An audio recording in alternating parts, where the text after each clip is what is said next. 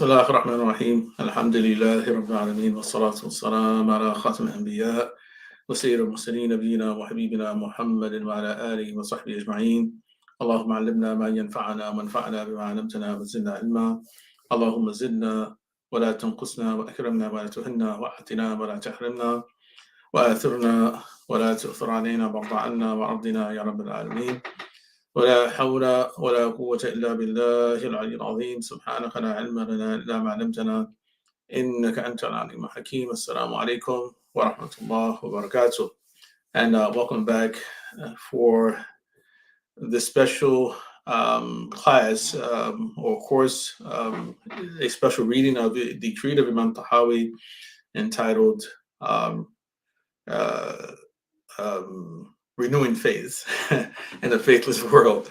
And today, inshallah, we, as usual, are going to sort of start with this quick review of some of the things we covered last week, and then continue to move on to what we want to talk about in today's class. Now, among the things that we covered last week, which somewhat was a repeat of even the previous week, related to the question of when an individual is deemed to be an apostate, or among those discussions was discussion of the what is faith and where is the seat of faith, the essence of faith, and that all believers are the same in the foundation of faith, and that we all attach our hearts and our faith to the same articles of faith, which are Allah's messenger, the books, the last day, the angels, the qadr, the divine decree, among other things that are mentioned in the Quran, which are not expressly stated in the hadith of the angel Gabriel, which is the famous, So, but we believe in everything that the Quran demands from us to believe in, and the Sunnah of the Messenger alayhi salatu wasalam speaks about, and it's been transmitted with indisputable authenticity. So in the discussion about the matter of heresy, we eventually ventured into the question of our relationship to Muslim rulers. And that Imam Tahawi mentions that is an obligation, or it is a sign of a Sunni, to pray behind every Muslim, be that person impious and pious, as long as their impiety is not of such a nature that it leads to apostasy, that it doesn't lead to them to abandon the religion. And just as we are expected to pray behind Muslims regardless of their state of righteousness, not meaning that it is desirable to pray behind someone who's impious, but rather if it happens, then our prayers are valid, meaning we don't have to repeat them.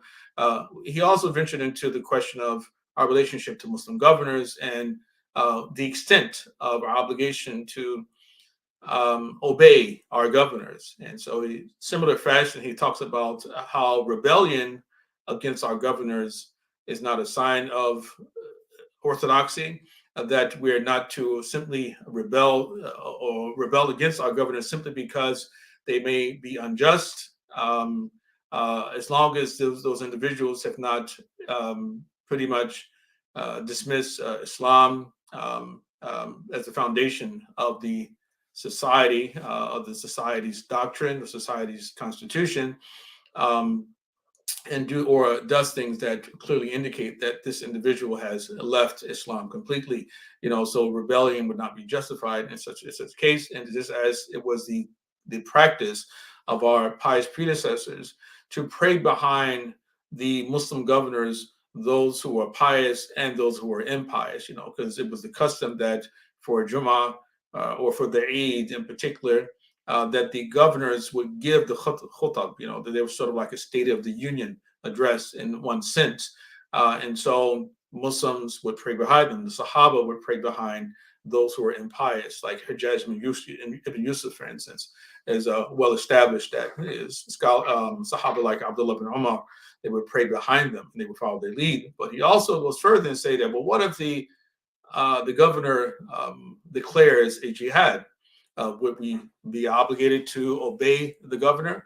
And Imam Tahawi says, yes, even if that person is impious, as long as the jihad is a legitimate jihad, it actually constitutes the definition of jihad, then we have the obligation to fight under the leadership of that individual.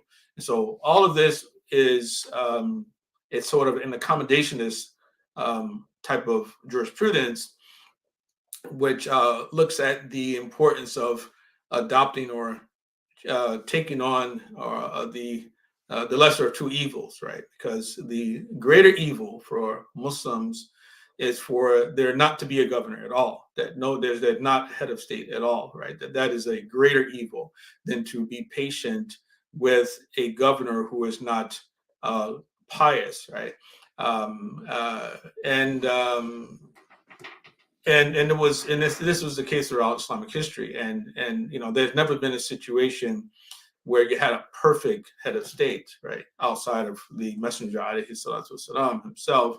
But and the four rightly guided khulafa after him, of course, were next. The closest thing that you had that comes to that. But there was, of course, some very deep strife that occurred right under most of them as well, as we know. But at any rate, so this is sort of a recap of some of the things that have been covered before.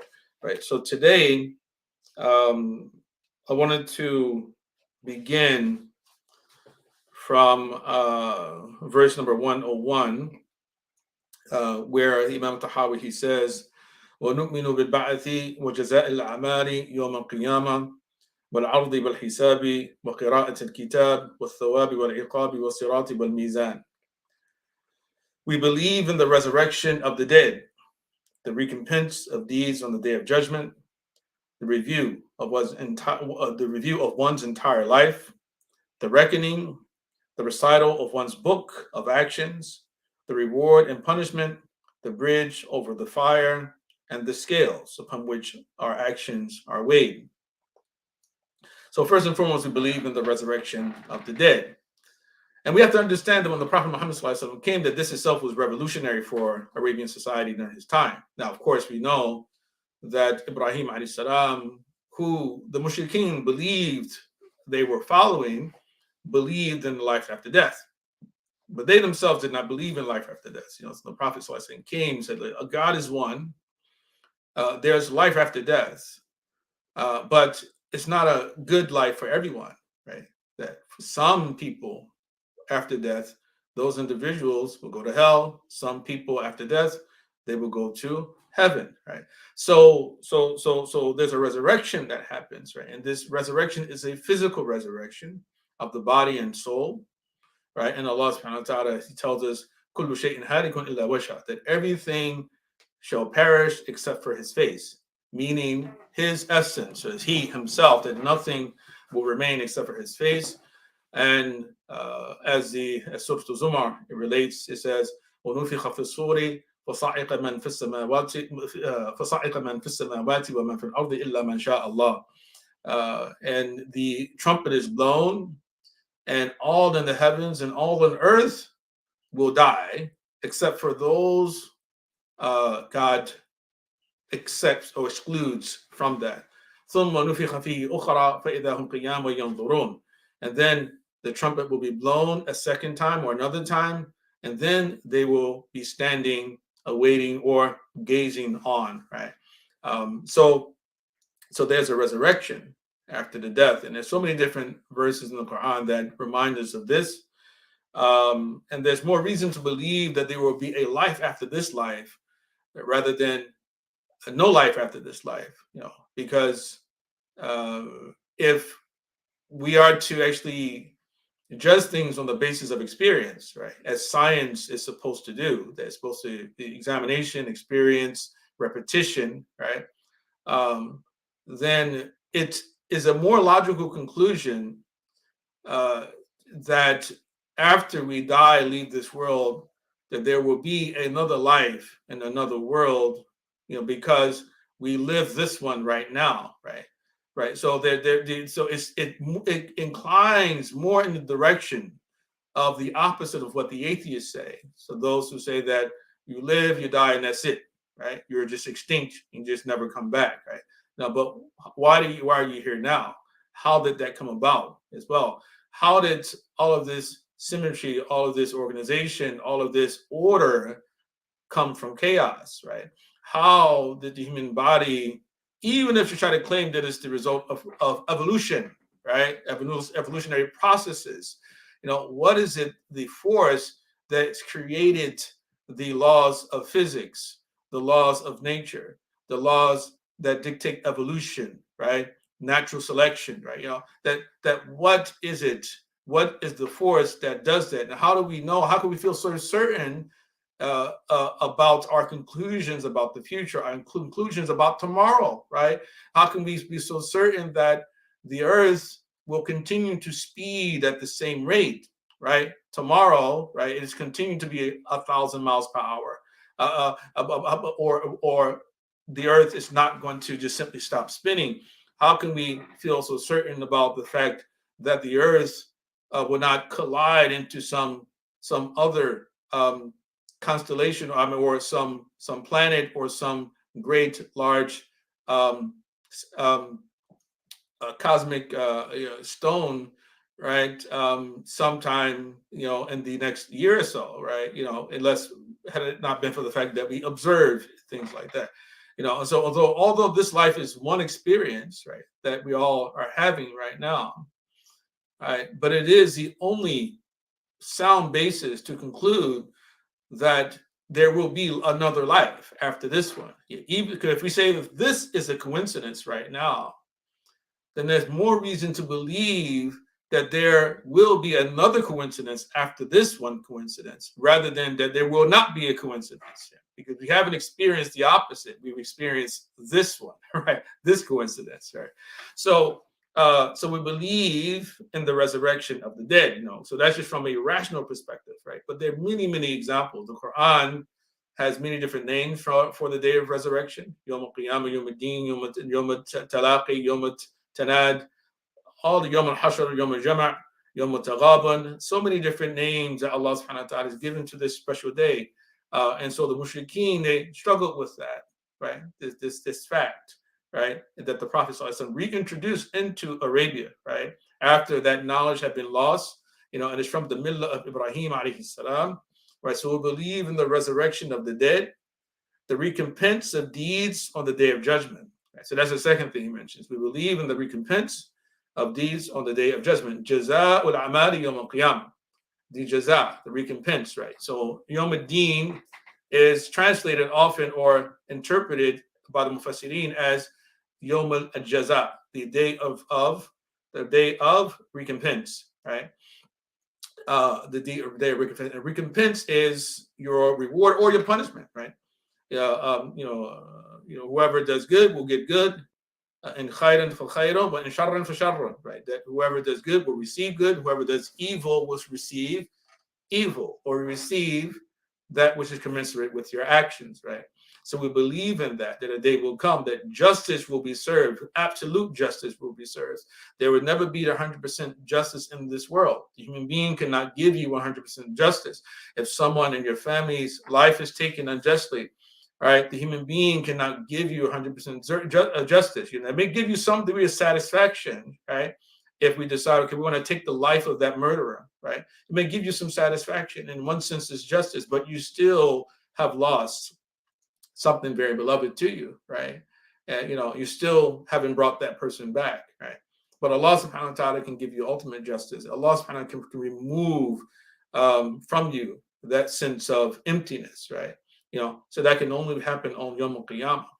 Allah subhanahu wa ta'ala, He can do that for you, and He will do that for those who have been given injustices. And the same thing with good, that the day you meet your Lord, you're going to get your ultimate reward.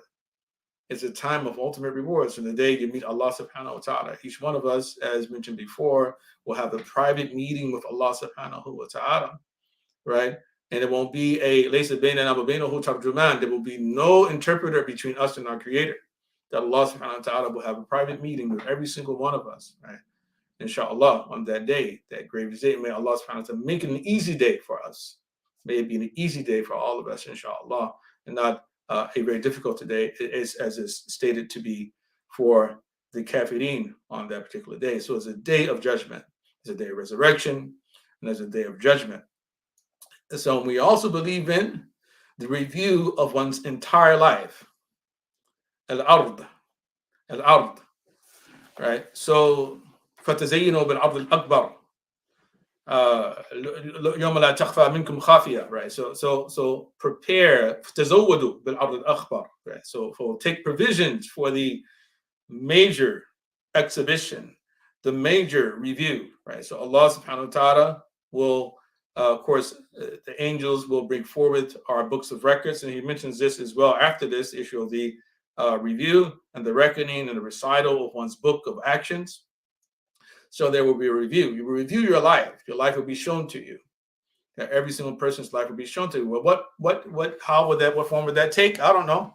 It will be, of course, we know Allah has the power to simply show it to you, right? Complete as exactly as it happened, right? Or maybe it'll be read to you, right, from a book.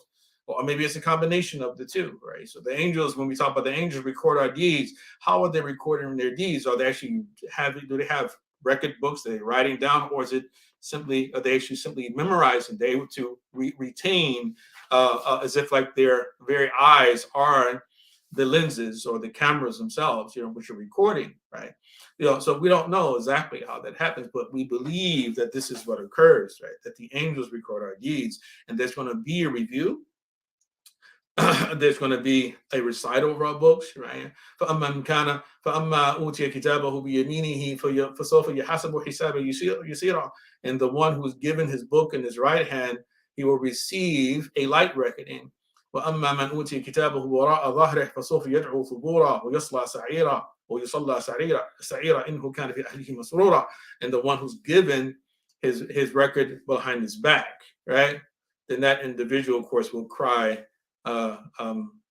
destruction, perdition, and the person was celebrating with his family. The person was not, he was negligent, he was carefree, right? But receiving it in your behind your back and also in your left hand, which also another verse of Quran says, that فأما من أوتي كتابه بيمينه فيقول هاؤم اقرءوا كتابيه. And that person would say, "Oh, come read my book. إني ظننت أني ملاق حسابية." That I thought that my fate was sealed, that I was going to be punished, right? That my reckoning, right? I was about to meet my reckoning, right?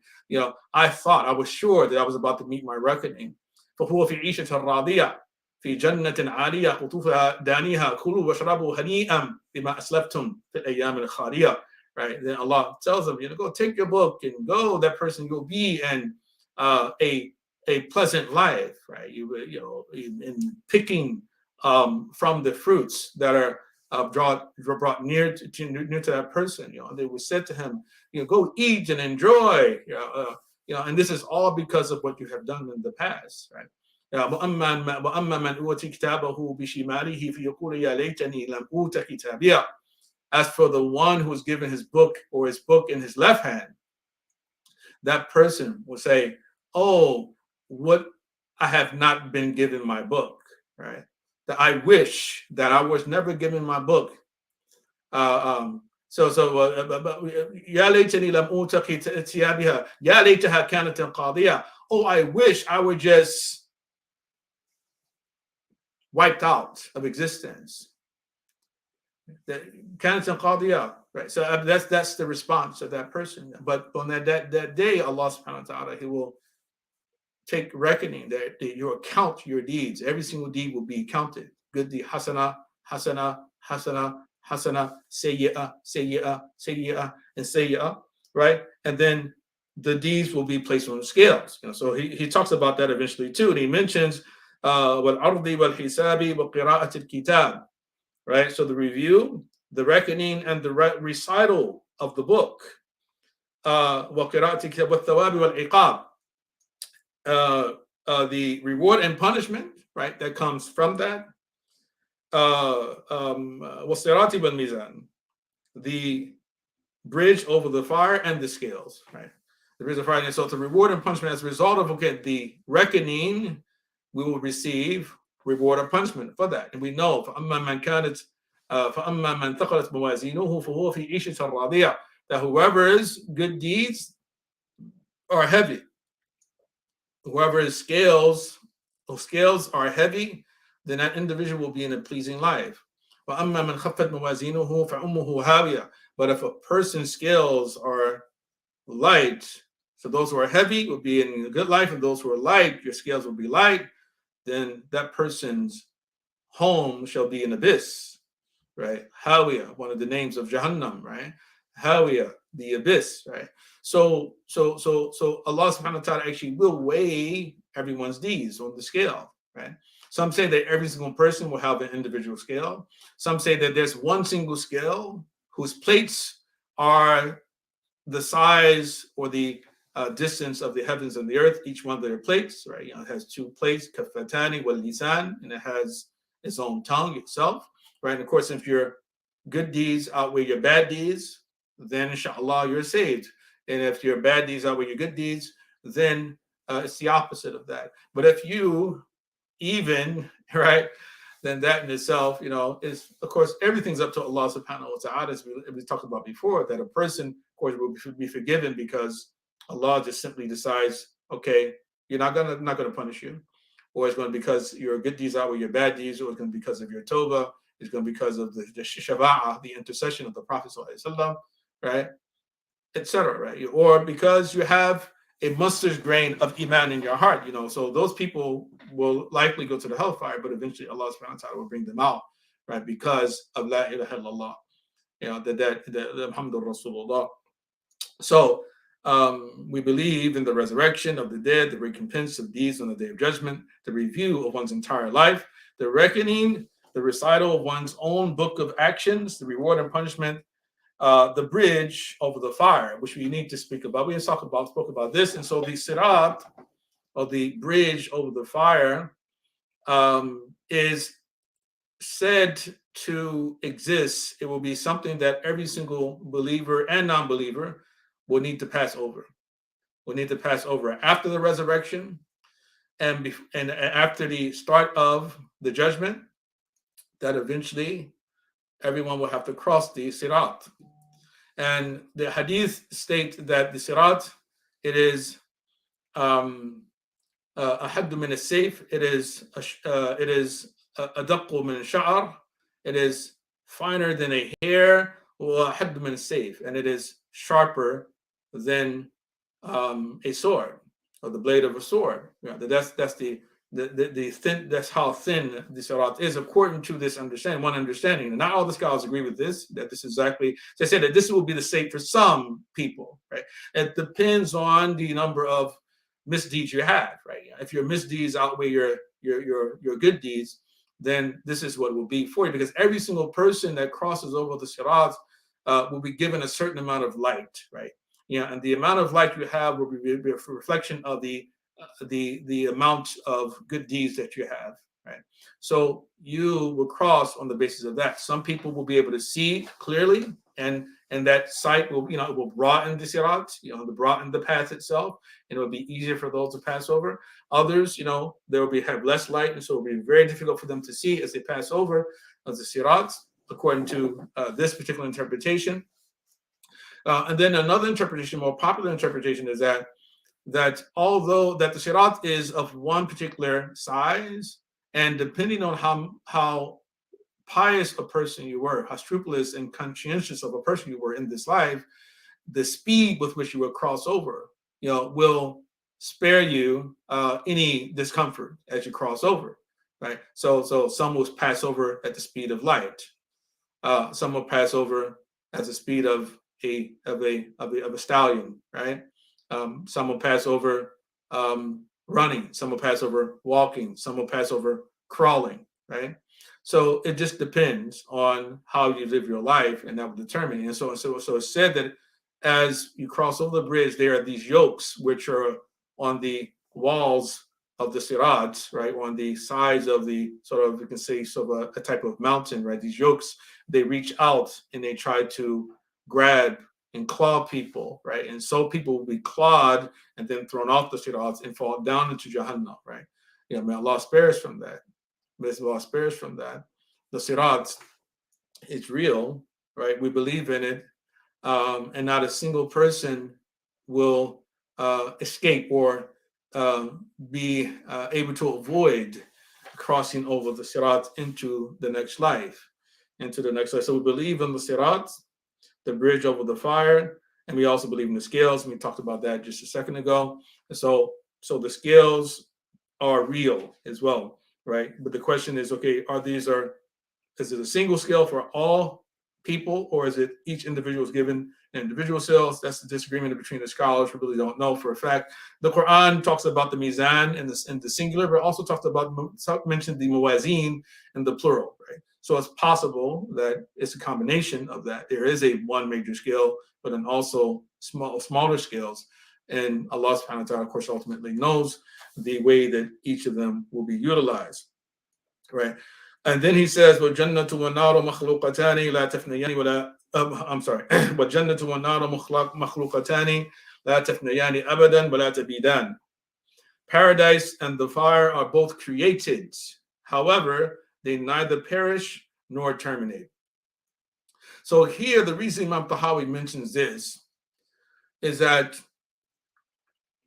the Mu'tazila's perspective, their opinion was that heaven and hell, or paradise and the fire, do not exist right now. That Allah subhanahu wa ta'ala will create paradise and the fire after the resurrection. Then they will be created, right? But Imam Tahawi says, no, the heaven and hell, they exist right now, right? They exist right now, right? And the proof that they exist is that Allah subhanahu wa ta'ala, He created Adam and had Adam and Hawa live in that paradise, right? And they were expelled from it. Iblis was there in paradise, and they're expelled from it. The angels, it is their home. This is where there is their habitat. The Jannah, right, is their habitat, right? And the Prophet ﷺ was shown the hellfire on the night of the Isra wal Mi'raj, right? So hell exists as well, right? Mu'tazila say no, that Allah subhanahu wa ta'ala, He will create them later on, right? And so what we learn in the Quran about where Adam and Hawa alayhim as-salam lived, that was something different, right? Or they existed and then Allah took them out of existence and He would bring them back into existence, But at the end of the day, the scholars did not do takfir of the Mu'tazila for this belief, because they still acknowledge that heaven and hell are real. They didn't deny the existence of them, but rather they said that, okay, well, they don't exist right now, that they will come into existence. But then he goes a step further and says, La tafnayani abadan wa la tabidan, that however they neither perish nor terminate. And the reason he mentions this is because there were some scholars who claim that that the heaven and hell are not eternal. The heaven and hell are not eternal. That Allah subhanahu wa ta'ala, that a day will come, well, He'll decide, you know what, no more heaven, no more hell, no more people, right? That's it, right? He gave us an opportunity and to live. He created us for a purpose, and He decided that there's no need for you all to exist anymore, right?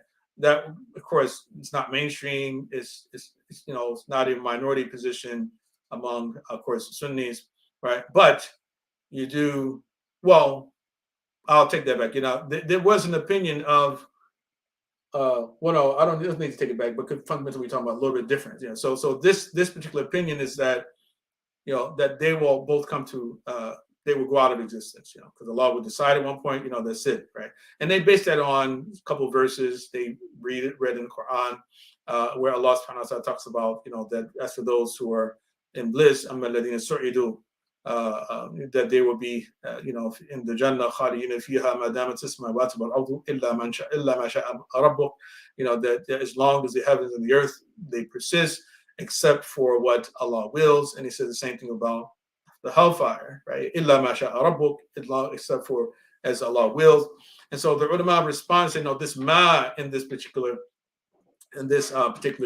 verses doesn't mean whatever Allah wills, but man sha'a rabbak, except meaning that it will be eternal for everyone except for certain people, right? So in other words, the people on fire, they will abide therein forever, except for certain people that Allah subhanahu wa ta'ala will take them out. That's generally the response to that. But of course, this is something of the unseen, and only Allah subhanahu wa ta'ala knows the reality of all of it. But the teachings of mainstream, the Ahl Sunnah wal Jama'ah, is that heaven and hell exist now, and they will never stop or never cease to exist, right? Well, because Allah subhanahu wa ta'ala is promised us life here, abiding therein forever. Khalidina fiha abada. That if we take that literally, that Allah subhanahu wa ta'ala said we'll be there forever. Now, the particular opinion that I was about to express, and I was tempted to retract, is something attributed to Ibn Taymiyyah, right? Ibn Taymiyyah. So Ibn Taymiyyah's position was that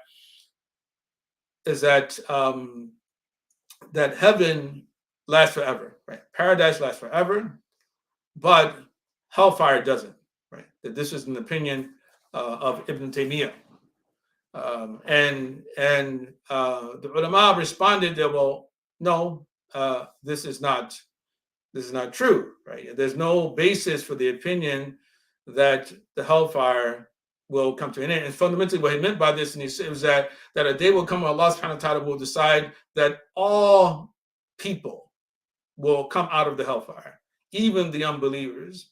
And Allah subhanahu wa ta'ala, he will destroy the hell, and then everyone will be in Jannah, right? But this is not the position of the mainstream Islam. And for this very reason, you find, for instance, Ibn Abil Izz, who is perhaps the most popular commentator on the Aqidah of Imam Tahawi, that his commentary is probably the most substantial that exists, right? But Ibn Abil Izz was a Hanafi scholar, but was highly influenced by Ibn Taymiyyah. And during his life, he was not allowed to actually publicly quote Ibn Taymiyyah. So in his sharh, his commentary on the Aqidah Tahawiyah, he's constantly regurgitating a lot of the positions of Ibn Taymiyyah and Aqidah, right, without mentioning his name, right? So under this particular verse in the Aqidah of Imam Tahawi, he goes as far as saying that the position of Ahlul Sunnah is that the hell and heaven exist now, and they will never stop existing.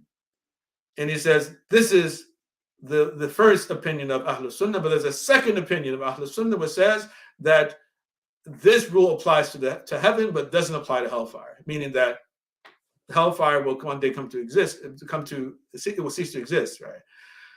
And so Sheikh al-Albani, actually, because he has his own gloss on Ibn Abil Izz, his commentary, Sheikh al-Albani, in his footnote on this point, he says, there's no precedent for this opinion, right? So there's no one from the Salaf ever said this, right? So objecting to Ibn Abil Izz, his claim that there's a second opinion among Ahlul Sunnah that the hellfire will come to an end eventually, right? So in other words, he's making the point that no, the second opinion that Ibn Abil Izz is alluding to was the opinion of Ibn Taymiyyah, and even according to the Salafi scholar Sheikh al-Albani, this is not an opinion of the Salaf, and it's not an opinion to be embraced among the Muslims, right? So وَجَنَّةُ وَالنَّارُ مَخْلُوقَتَانِ لَا تَفْنِيَانِ أَبَدًا وَلَا تَبِيدَانِ. Paradise and the fire are both created, however, they neither perish nor terminate. And then he says, وَإِنَّ اللَّهَ تَعَالَى خَلَقَ الْجَنَّةَ وَالنَّارَ قَبْلَ الْخَلْقِ وَخَلَقَ لَهُمَا أَهْلًا فَمَنْ شَاءَ مِنْهُمْ إِلَى الْجَنَّةِ أَدْخَلَهُ فَضْلًا مِنْهُ وَمَنْ شَاءَ مِنْهُمْ إِلَى النَّارِ أَدْخَلَهُ عَدْلًا مِنْهُ. God, the sublime and exalted, created paradise and the fire before creating the world. He then created denizens for both abodes. He admits to paradise whomever he wills by his grace, and condemns to the fire whomever he wills by his justice.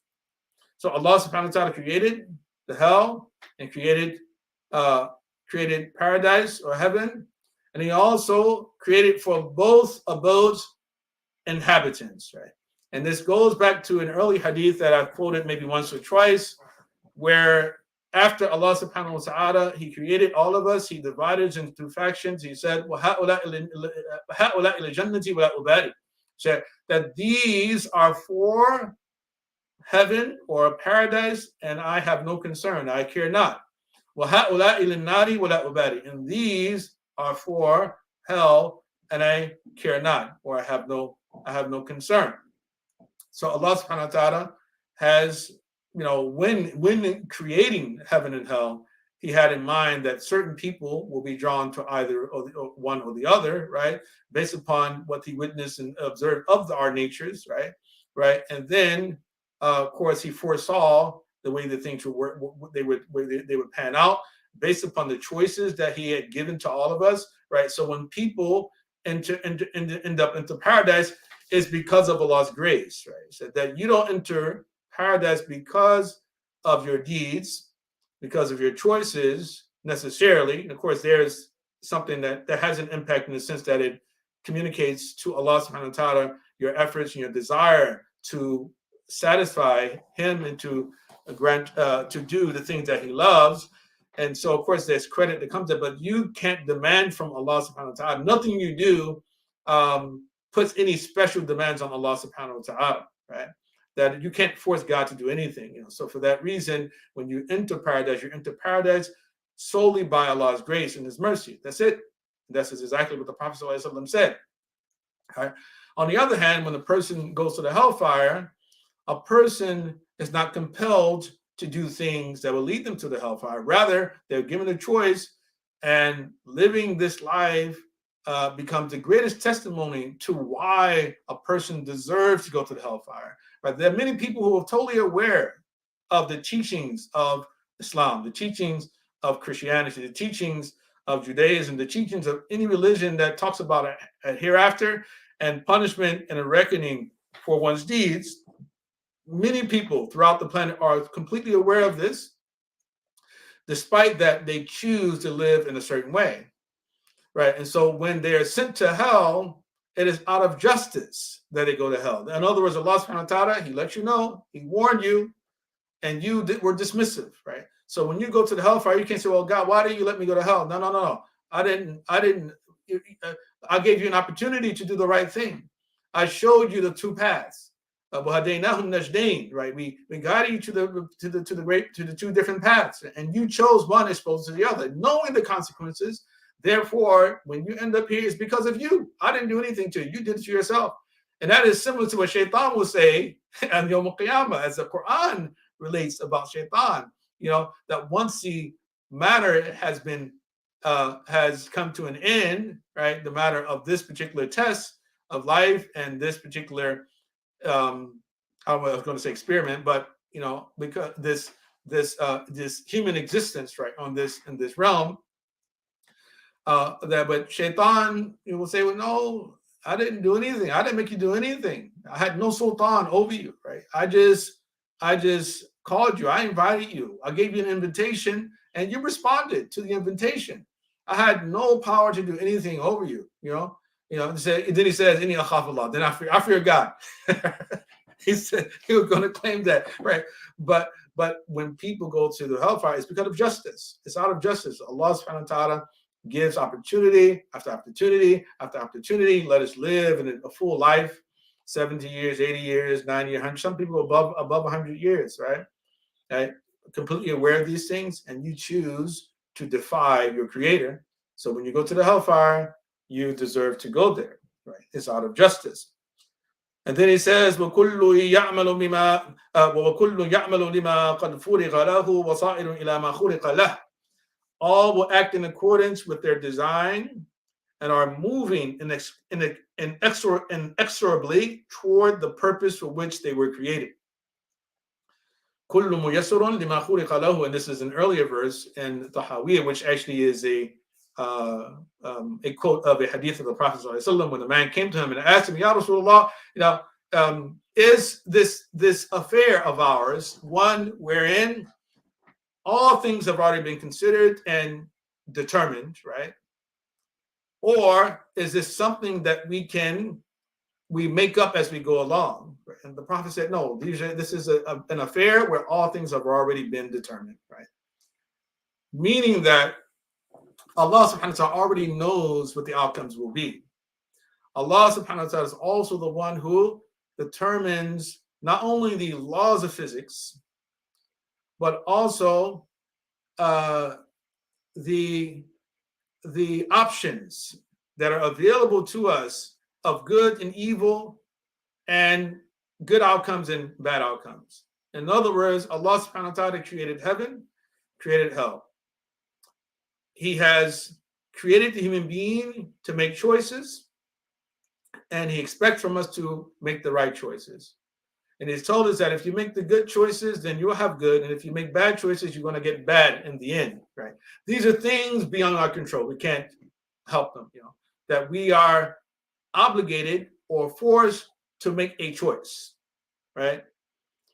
The choices that we do make are our own choices, but we live to choose. Allah's given us that capacity, and he has said that you cannot not choose, that you must choose. You must make a choice, right? Right. So when you do make a choice, Allah subhanahu wa ta'ala, he says that those choices, they propel you in one direction or the other.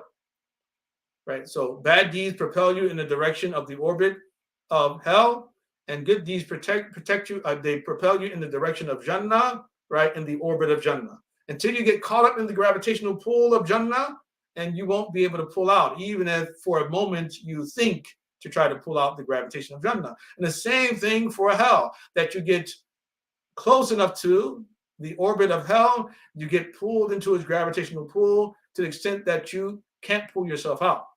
You can't pull yourself out, even if you try, because you are now cursed by Allah subhanahu wa ta'ala. You have been damned, right? And you have been distanced from Allah's mercy, right? So everyone, all will act in accordance with their design and are moving inexorably toward the purpose for which they were created. It's difficult to say that word. Inexorably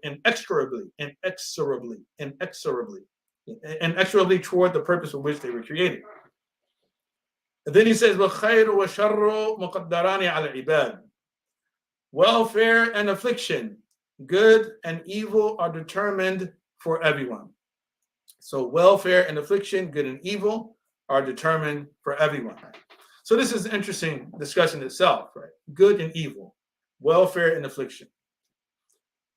So in the Arabic, it only says وَالْخَيْرُ وَالشَّرُّ. So it's really nice. The Sheikh Hamza, he added an additional element here. So he could have just translated this as good and evil are determined for everyone. But he said welfare and affliction, good and evil. So 4 things from the 2 words in Arabic, now 4 words in English, are determined for everyone. That is because good was meant by it in the Arabic language can mean the good things that you do, right? It is decreed that you will do a certain amount of good deeds, good work in this world. And Allah is fully aware that you're going to do those good things. But it also means that good fortune is going to come your way, right, in this world. The khair means that as well. And shar means that you're going to do some bad, right, as well, right? But also that affliction is going to happen to you in your life. Everyone is going to be afflicted with something, right? Even if it's simply a cold, right? Death is going to come to you. Everything's going to be afflicted. Everyone, no one escapes affliction, right, in this world. Everyone will be tested, right?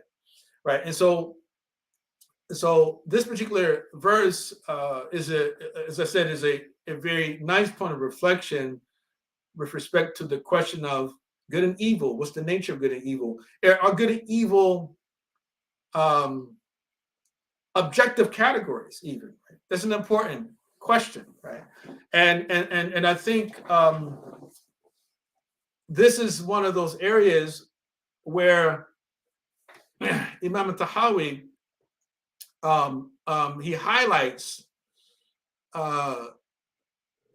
the difference between Ahlul Sunnah or the Sunnis and the more hyper-rationalist traditions like the Mu'tazila, which has heirs today as well, who attempt to rationalize everything, right? And they say that, sort of natural law, that we can determine what is good based upon reason, independent of revelation, right?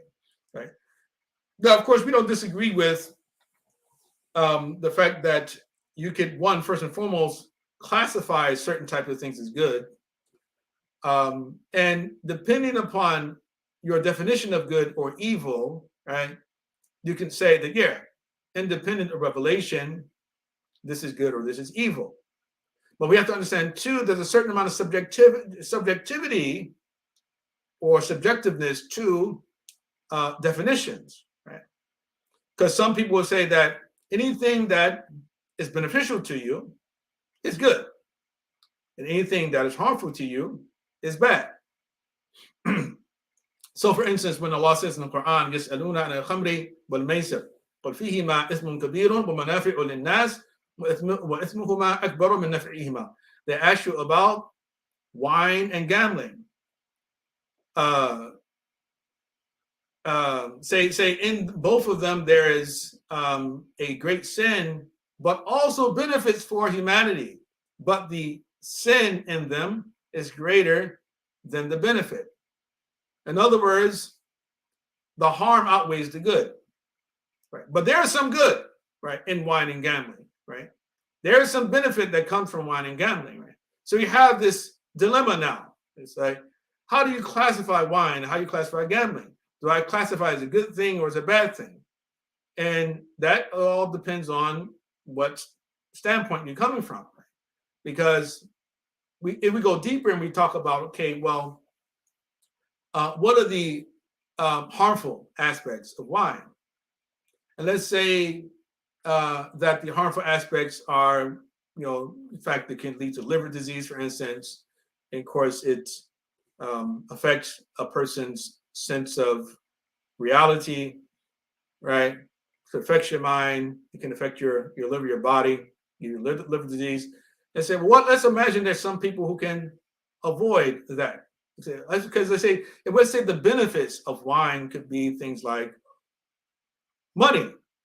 I can make money from wine. Okay, we know that we can make money from wine. So why if I can? Let's say I don't drink, but I profit from others purchasing the wine and harming themselves, right? Right. From my standpoint, why is that a bad thing? Right? Because I'm not harming my body. That's them, right? Right. But for me, I'm taking the benefit side, right? But the Quran says, no, that's not sufficient. The benefits of the harm outweighs the benefit. And the same thing for gambling. Yeah, you could win, right? You can win the pot, right? But most of the time, you're not going to win it. You're going to end up wasting money, and then it leads to addiction, right? Right? Of you wasting money, being a spendthrift, and utilizing your wealth on things that eventually put you in a poorhouse, right? By continually thinking, okay, today's the day, today's the day, and you keep gambling, keep dropping more and more money on those things, right? But again, the point is this: when we think of good and evil, that there's nothing which is purely good, or put it like, or many of us scholars say that there's almost nothing that is purely good, that is inherently good. There's almost nothing which is inherently evil. The closest thing that comes to inherently good and inherently evil are knowledge and ignorance, right? The closest thing that comes to that, right? So in other words, knowledge is objectively good, according to this viewpoint, and ignorance is objectively harmful. Now, I would go further, and there's many other scholars that would go further. They'll say, well, this rule even applies to knowledge and ignorance, because some types of knowledge there is clearly bad. Knowledge of how to harm people, right? Knowledge of how to make poison, right? Yeah. Now, of course, in certain contexts, maybe you're at war, you want to put poison your enemies, sure, right? In that context, But again, the very fact that we can talk about context, right, determining and directing whether or not something is good or evil, even like a knowledge or an ignorance of something, lets us know that we're not talking about objective standards, right? Right? Because an objective standard would mean that this thing is good in every single situation. This thing is evil in every single situation. Like we learned that truth or honesty is a good thing. Is honesty a good thing in all cases? No, it is not good in all cases, because we are given permission in times of warfare and in similar situations that we learn from the hadith of the Prophet ﷺ to lie. Right? If your enemy comes to you and say, hey, well, we got word, we heard that you guys are planning to to attack us tomorrow at 12 noon. Is that true? I mean, you're not going to say, "Oh man, you got me. I can't lie to you because my religion." No, you lied to him. He's like, "No, no. What are you talking about? Who said anything about attacks? I don't know where you get these ideas from, right? So if you were planning to invade, you're not going to tell them that you're going to invade, right? Of course, if you're just simply that powerful, right? You can do that. Right? We've seen that in our own time, but in the old world, that wasn't really possible. You could just understand that in certain context, the fact that we talk about this context makes it good or this context makes it bad means that honesty and dishonesty are not intrinsically good or evil, right? That good and evil, has a contextual consideration. The same thing, let's say we say that, is it good to save a drowning person? We say, yes, it's a good thing, but is it objectively good? Meaning that it is good in all situations. Okay, well, what if the person who was drowning killed my mother? I mean, am I supposed to? Do I have more obligation to save him? I don't think so. You understand? So this is a good introduction to the next topic. Inshallah, we're going to talk a little bit more about tomorrow, and that relates to what scholars refer to as occasionalism, and this idea that all actions are created by Allah subhanahu wa ta'ala. And since Allah's actions cannot be moralized, there's no such thing as good and evil, especially with respect to Allah subhanahu wa ta'ala. Yeah. But more important than the question of whether or not something is good and evil is whether or not the mind can determine something to be halal or haram simply on the basis of the particular harms that ensue as a result of engagement with that, or the fulfillment or the implementation of the act, or the opposite, right? So that's an important question, inshallah. We plan to try to answer tomorrow when we come to the next verse, where Imam Tahawi, he said, والاستطاعة التي يجب بها الفعل من نحو التوفيق الذي لا يجوز أن يوصف المخلوق بها تكون مع الفعل. The divine enablement, the divine enablement that an act requires, for example, an act of obedience which cannot be attributed to a creature, occurs concurrent with the act. Right?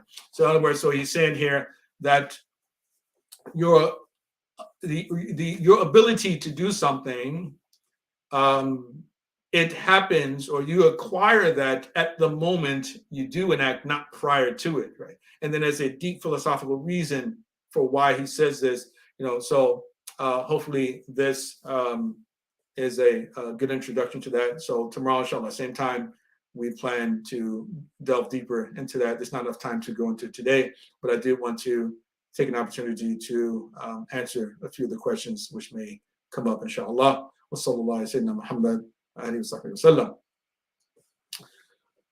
So here we have Brother Levan. He says, in the case that Muslim governance was better than not, how would the state of Muslims under non-Muslim governed lands be understood without any Muslim authority outside of that land or within it? This is a good question, right? We live in a non-Muslim land, meaning that we're governed by non-Muslims, right? And even before getting into the answer to the question, that the question of what a Muslim government is should be dealt with, right? Because I think that there are different definitions. Not think, but I know there are different definitions of this. What constitutes a Muslim government? So, for instance, you find among the mainstream Sunni schools that a Muslim country is defined as a country where the majority of its inhabitants are Muslim, even if the governor is not Muslim. And a non-Muslim government is one where the majority of the inhabitants are non-Muslim, even if the governor is a Muslim, right? And they also include with the definitions that even if the ahkam shari'ah, meaning the judgments or rules of Islam, are not being enforced. So you can have a Muslim population, and the governor is not enforcing the not enforcing the laws of Islam on the population, right? But that particular land still is considered to be a Muslim land according to this definition. And the same thing for a non-Muslim country. So if the majority of the inhabitants are non-Muslim, even if they have a Muslim governor, it's still considered to be a non-Muslim land according to that definition. Now, another definition, which is often not spoken about, and I personally believe is much more in line with the pre-modern era and how pre-modern people defined their polities, is a definition. The only place I've been able to find it easily was in the Muhalla bil Athar of Ibn Hazm al-Zahiri. And he basically says that a Muslim land or a Muslim territory is one wherein the governor who rules happens to be Muslim, even if the population is not Muslim. I'm sorry, 1 second. Let's have my batteries low. Okay, that should help, inshallah. Right, so repeat that. So repeat it. So Ibn Hazm, he says that that a Muslim polity is one where the governor is Muslim, even if the population is not Muslim. And a non-Muslim polity is one where the governor is not Muslim, even if the population is Muslim. Right. So that's another definition. So one definition looks at the makeup of the population. The other definition looks at the religion, a religious affiliation of the governor. Right. Right. So that is an important distinction that is often not spoken about. So Ibn Hazm mentions this, and I do think this much more in line with the way things were in the past. Right. People sort of saw their governments, defined their governments on the basis of the religion of the leaders. Right. So that's the first thing. But now let's assume, okay, that or let's go with the definition that gives consideration to the population. Right. In our situation, we can say the population is largely non-Muslim, but also we have the other aspect, which is that, okay, the governors are largely non-Muslim as well, right? Even though some of our governors are Muslim. Right? So in that sense, it seems that the definition or both definitions are covered. Right? So, okay, we live in a non-Muslim country. So being in a non-Muslim country, how do you handle, or how the state, as the question goes, how would the state of Muslims under non-Muslim governed lands be understood without any Muslim authority outside of that land or within it? We have examples, the precedent of Muslims making hijrah to Habasha, to Abyssinia. Right? And in this situation, the Muslims were fled from the Meccans and they took up residence in Abyssinia. And they themselves were subjects to the Najashi, right? And this particular precedent teaches us that it is lawful for us to live in non-Muslim lands with the condition that the governors allow for us to practice our religion. They allow for us to practice our religion. Now, as people who are not governors, but rather just citizens, clearly there's certain rules that don't apply to us, right? So rules such as the implementation of the hudud, right? That we find Muslims that they steal items that are of a certain value, that we don't chop off their hands, we don't rip their back for fornication, things like that, right? So those are from the Ahkam Sultaniyah.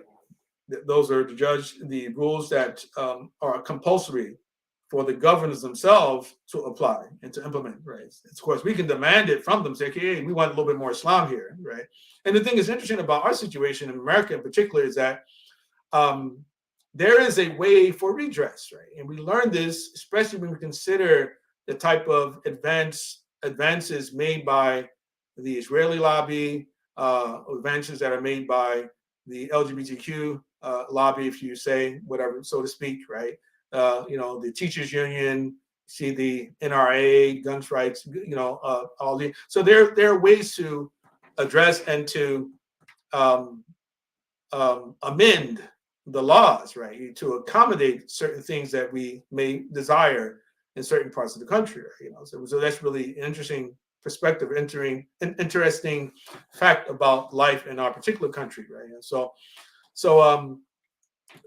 when we talk about the governors in the books of fiqh, generally we're talking about, of course, the Khalifa, and we're talking about the designees of the Khalifa as well, right? So a commander in war, those who actually, the tax collectors, those who lead our congregational prayers like the Jummah and the Eid prayers, and whatever demands that they have on, which are generally, these are demands such as taxation, in particular, I'm talking about zakat, and they have an obligation to protect the inroads, right? They have the obligation to ensure that they have force to counter any potential invasion, right, of the territories, right? So those are their obligations as well, right? And they have an obligation of justice, right? They have the obligation to appoint people who are fit to be in the roles that they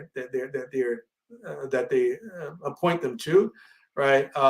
And those people will be people of moral integrity. And they also have the obligation of taking counsel from the elders, not from every single Muslim, but from those who are experts and those who have experience and those who are the elders and chiefs of any particular community, right? So it's your question.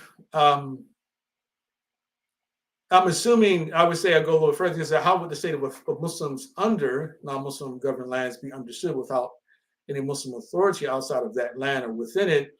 And of course, I'm just interpreting your statement. It's a little bit general, right? So I'm trying to respond to it in the best way I can.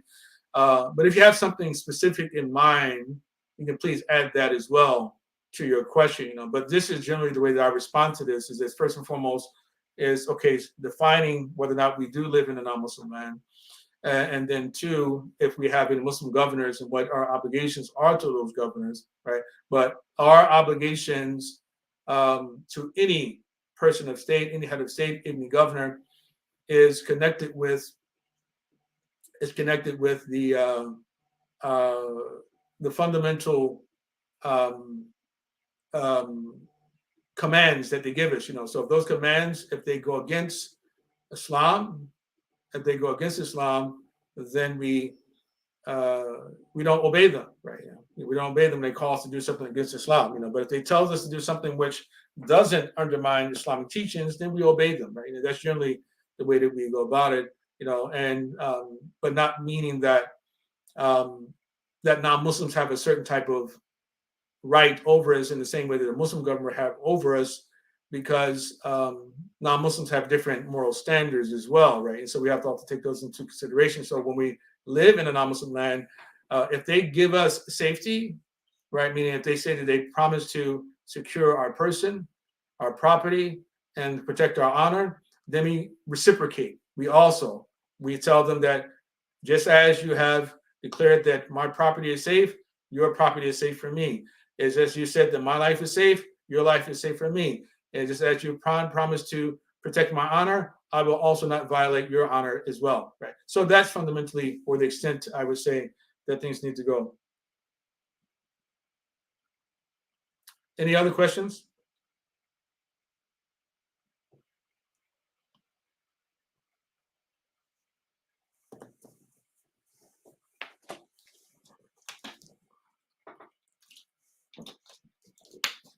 Okay, well,